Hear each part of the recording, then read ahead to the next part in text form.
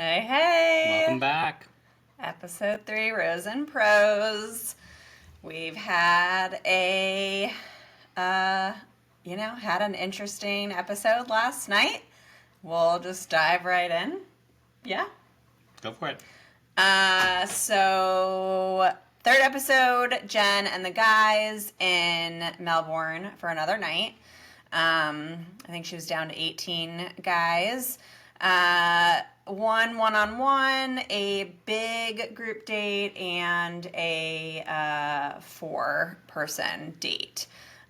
So whether it was editing or just the way that the order was, it started with a one-on-one with Spencer, the pet portrait entrepreneur. What does that even mean? It means he takes your pet's portraits and puts them on like your pocket or on a hat.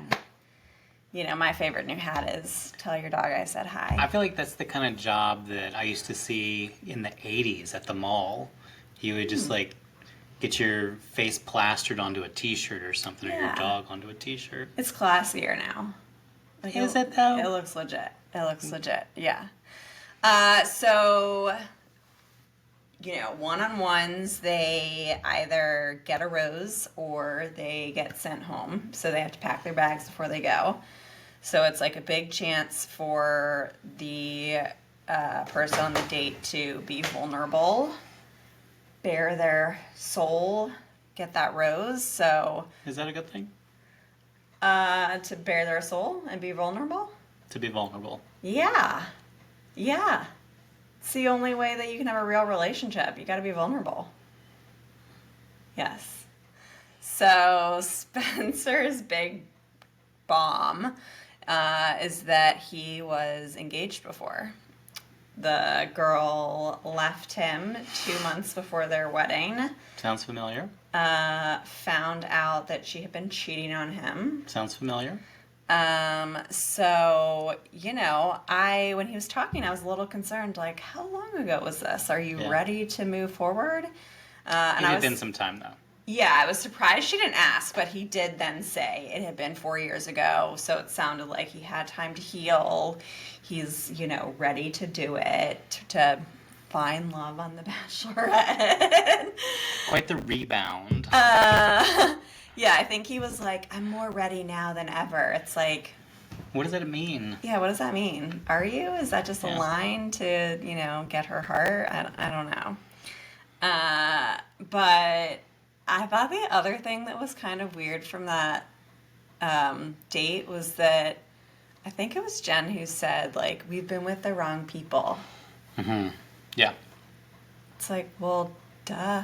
Like, that's why you're still single.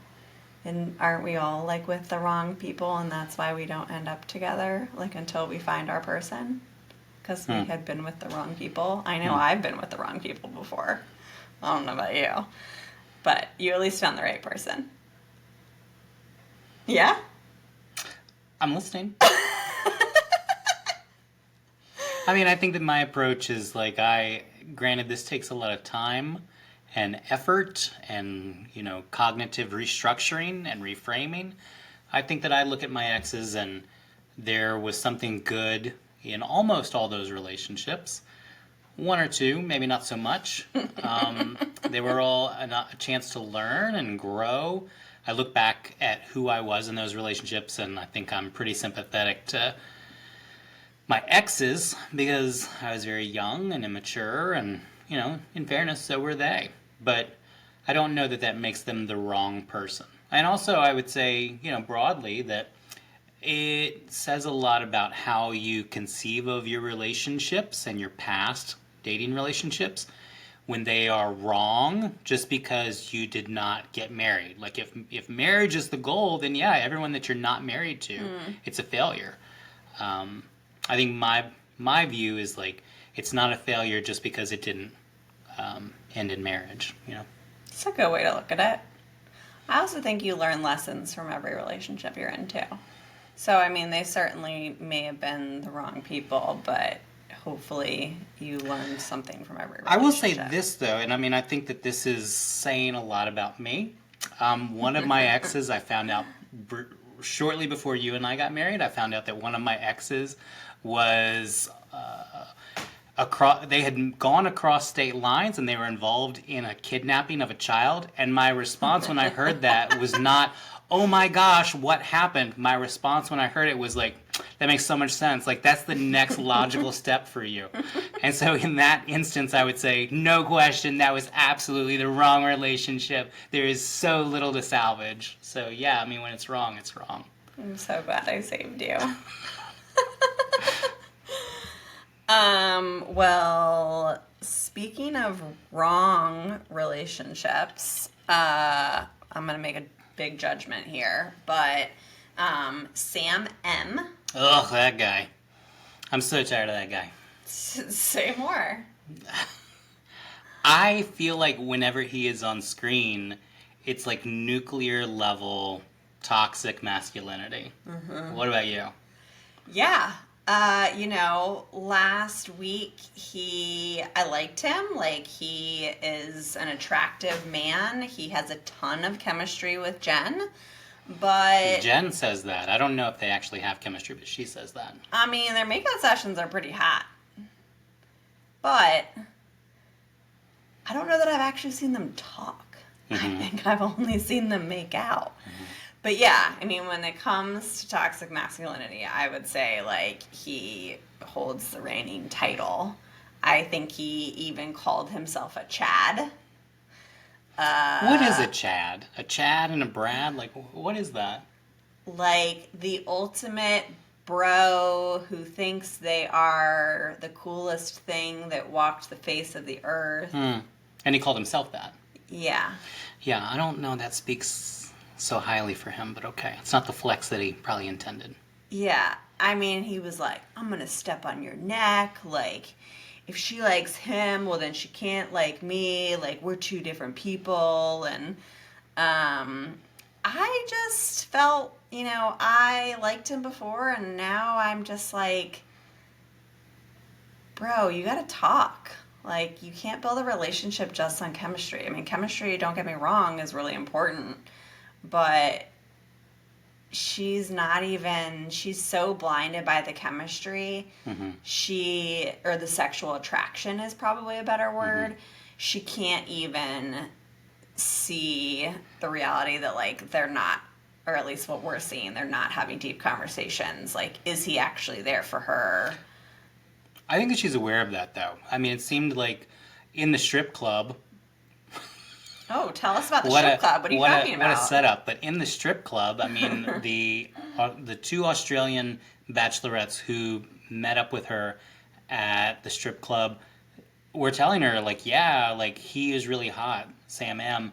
And she was like, yeah, we have such great chemistry. And they warned her. They were like, yeah, that doesn't really make for a good partner. And she was like, yeah, I know. So, I mean, I think on some level she knows that this is a passing thing, and she's having fun with it. Yeah, maybe.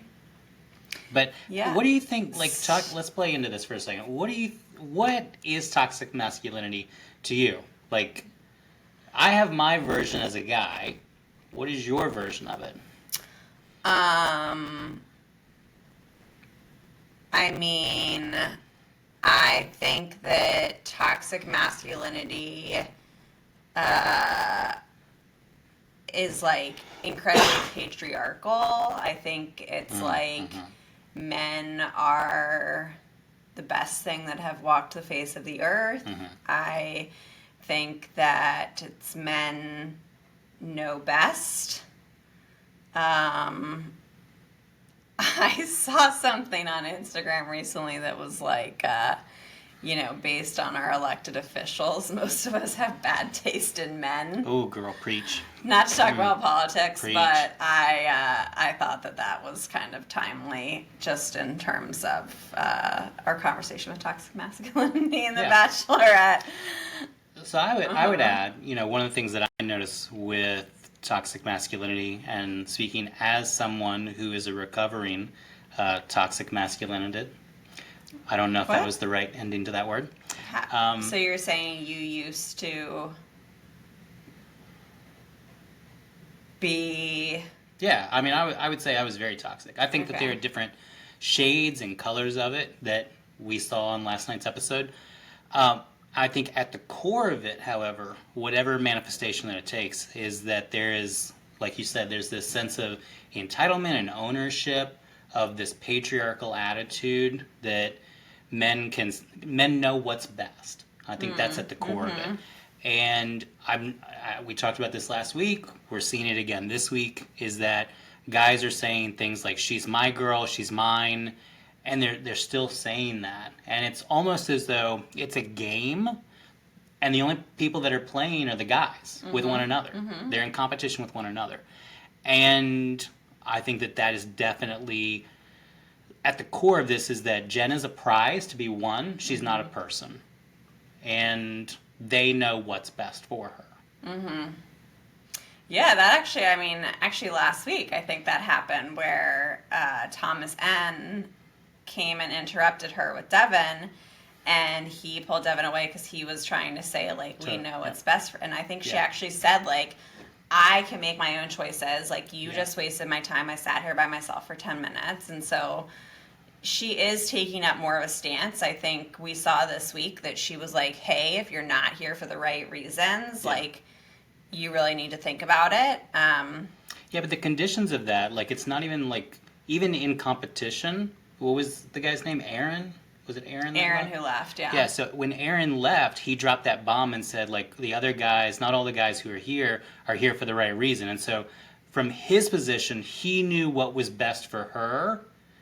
And she was real quick to say, like, well, if you have more to say it. Otherwise, you shouldn't have said it. Like, I am making decisions for my own life. And I gotta say, like... And then he just stirred the pot, and she was like, well, give me names. And he was like, no, I trust you. You know. Yeah. But it was like... He's more loyal... Does she know? He's more loyal to even the bad guys than he is to her own goodness. Yeah. That's probably fair. Yeah. So let's talk about the other end of the spectrum, this other guy who... Wait, yeah, I wanted to go back to the strip club. So... You like hanging out at the strip club, huh? I've never been to a strip club. Really? Yeah. It's so fun. It's also sad. Okay. So, the second date, lots of guys, they go to see Love Down Under, essentially like the Thunder from Down Under. So they are taught how to dance, belly rolls and pulling off clothes and all of that, and then they have to actually perform, not just in front of Jen or these Australian bachelorettes, but in front of an entire audience. So I really enjoyed it because we really got to see people's personalities. So yeah, that's what you go to a strip club for. Well, we talked about how Sam M. I liked him last week. This week he really flipped. So for me, I feel like I actually like Devin a lot more this week than I did last week. I felt like in the group date, Devin really showed his personality.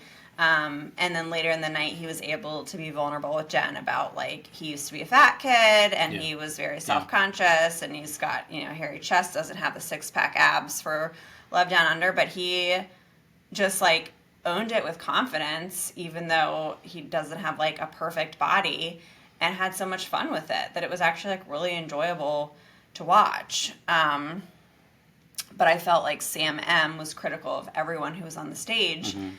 And then, not Sam M, but Sam N. That's where you were going to go. Yeah. He was so uncomfortable throughout the night as they were preparing for the show. And we kept on seeing, producer interviews where he's like, I'm so uncomfortable, I don't know. Yeah, initially it seemed like he was shy. But that wasn't it.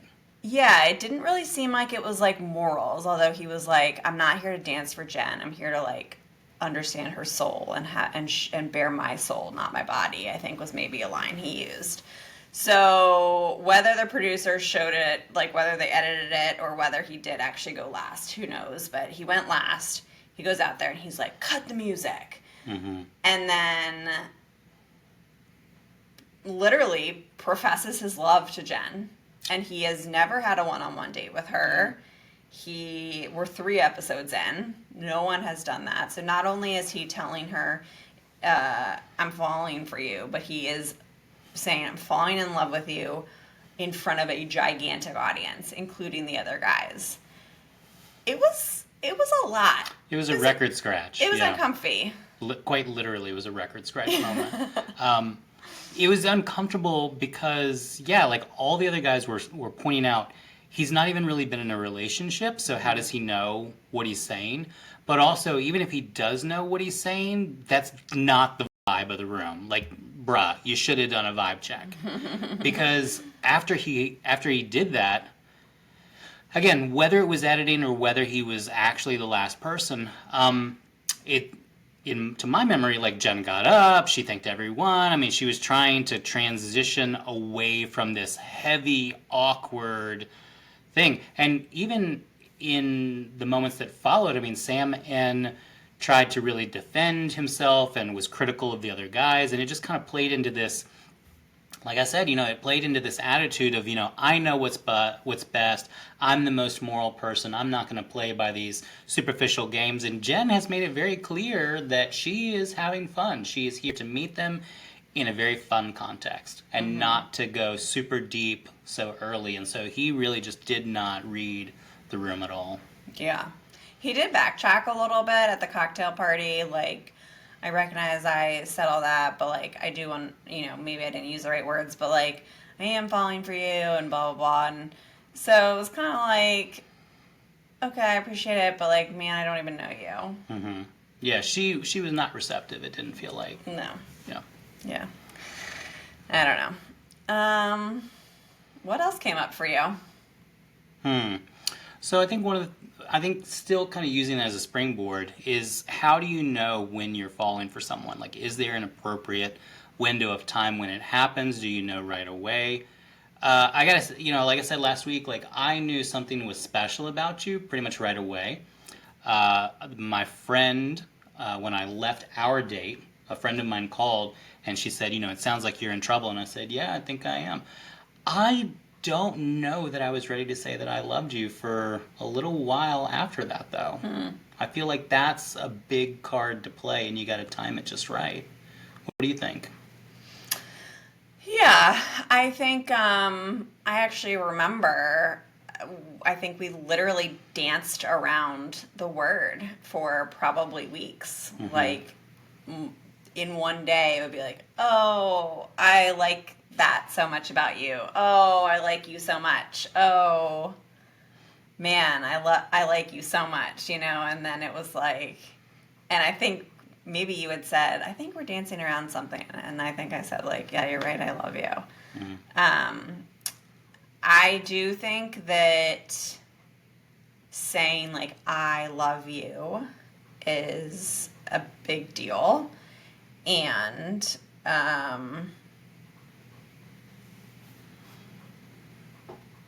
I think that you can, like, build a strong relationship early, like we said, when you know you know. So I don't know when you actually, like, know that you're in love.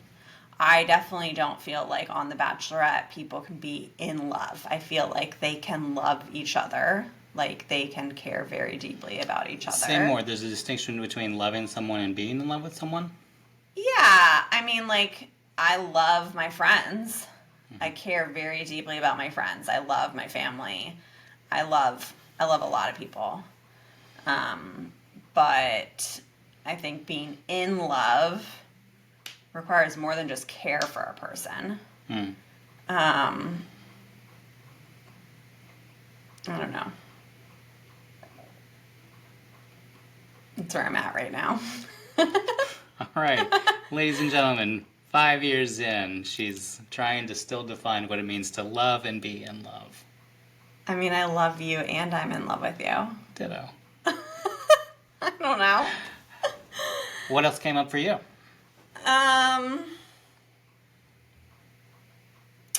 I think I mentioned earlier, this concept of, like, well, if she loves him, then she can't love me.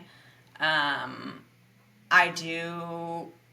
don't agree with that. I mean, I think, sure, it's a competition, and so it's hard to be like, well, if she likes this person, how can she like me? And I also feel like the people I have dated across the history of time have all been very different. And so I think that, like, I do feel like there's one final person for you. I do think that you can love different types of people in your life. And so if she was dating them at separate parts in her life, like, it would be another thing. But because it's competition, they are analyzing everything that every other person is doing to figure out, oh, if she likes him, what is it she likes about him? Maybe I should try to be more like that. Or instead of just, like, being their authentic selves, they're so worried about what everyone else is doing. Anything else? All right. Well, I'm looking forward to next week. Me too. Are they going back to the States next week? They did not announce. I think, no, actually, I think maybe they go more into, like, I was going to say the jungle, but that's not true. Oh the my desert? gosh. What's in Australia? The Outback? The Outback. I think they go more into the Outback next week. We'll find out. All right. Sounds like fun. Well, See you next week.